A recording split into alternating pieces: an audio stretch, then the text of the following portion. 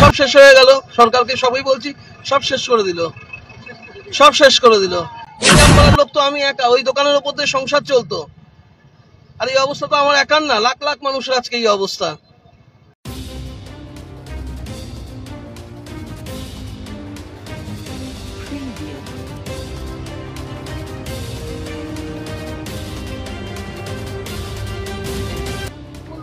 কি বলবো, সব শেষ হয়ে গেল। সরকারকে সবই বলছি, সব শেষ করে দিল, সব শেষ করে দিল। আমার 7 দিন আগে হার্টের অপারেশন হয়েছে, এই দোকানের উপর দিয়ে সংসার চলতো। আজকে পুরো পথে বসে যাওয়া হয়ে গেল। তা কি করব, বাড়ির লোক নিয়ে ভিক্ষা করতে বসতে হবে। আমার তো নিজের শরীরের অবস্থা ভালো না, 7 দিন আগে হার্টের অপারেশন হয়েছে। ইনকাম করার লোক তো আমি একা, ওই দোকানের উপর দিয়ে সংসার চলতো। আর এই অবস্থা তো আমার একার না, লাখ লাখ মানুষের আজকে এই অবস্থা। তার জন্য দায়ী কে? সরকার দায়ী। 40 বছর, 40 বছরের দোকান, 40 বছরের দোকান। দিদিকে কিছু বলার নেই, দিদি তো জেনে বুঝেই করছে। দিদি জানে না একটা মানুষের যদি সংসারে আয় বন্ধ করে দেওয়া হয় তার কি অবস্থা হতে পারে। উনি জানে না, সবই জানে, উনি জেনে বুঝে করছে, জেনে বুঝে উনি করছে এই কাজ।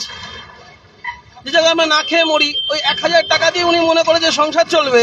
1000 টাকা দিয়ে সংসার চলে না, 1000 টাকায় সংসার চলে না। উনি পারবে 1000 টাকায় সংসার চালাতে? উনি করে দেখে দেখ দিদি, যে 1000 টাকা ভাতা দিচ্ছে, 1000 টাকা ভাতা দিয়ে উনি সংসার চালিয়ে দেখাক দেখি। তাহলে আমরা কি করে পারবো? আমরা কোথায় যাবো আজকে? গোপাল দত্ত।